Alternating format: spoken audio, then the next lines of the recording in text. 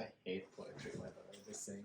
Oh Poetry is disgusting. Okay, storytelling? You ass! Okay, so... No, I do not. But it is disgusting. Alright, I'm gonna rephrase that question. No. Please ask. Bloopers. Alright.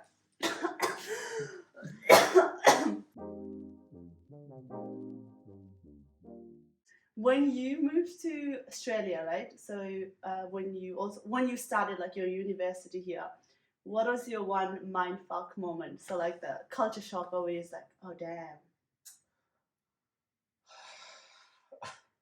Okay, when we're talking about mindfuck moments in Australia, Mm-hmm.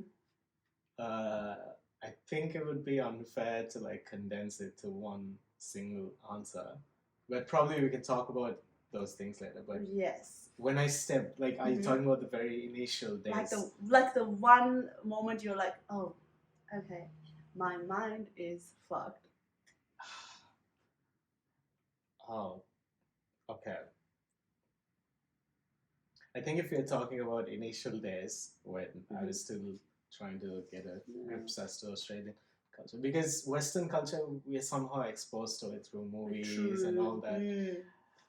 But Australia is a different animal, for sure. Like it's very Western, but still it's not.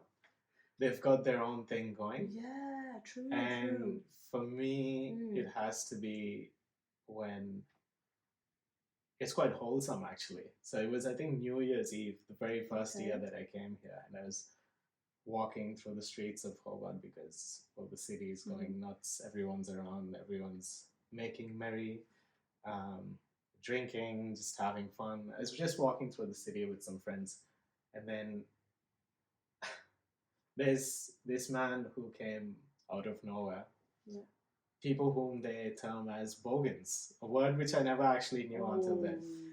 So he comes out of nowhere.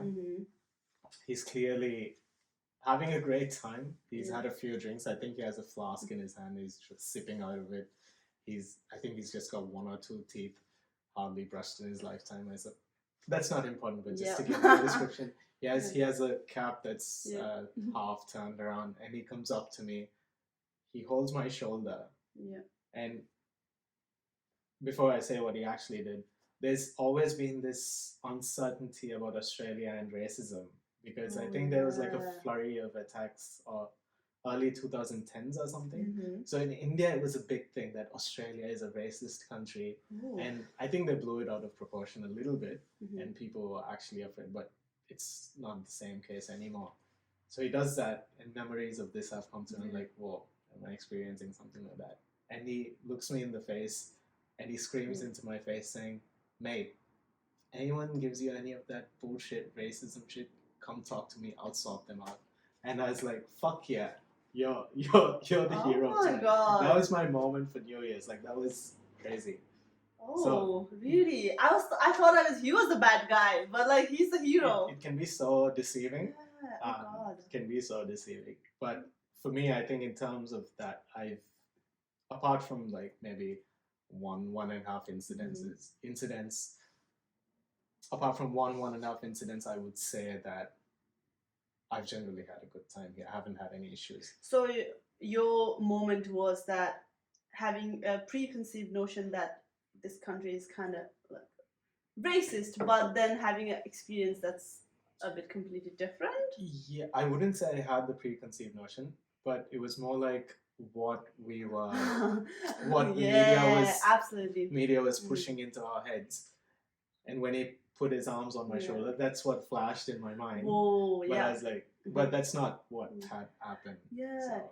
Because it's very interesting. I think I'm having an opposite experience at the moment. Right. So for me, like, obviously I came here in my late teens, right? So for me, when I came here, because I was like so in a stage where I can adapt to anything. So I could be whoever I wanted to be, basically. So I actually didn't face a lot of subtle like microaggression or racism, or maybe I didn't want it to know as well. Yeah. But now that I'm a bit older and can also grasp on cues like or how they're talking to you and why they're saying certain things to you.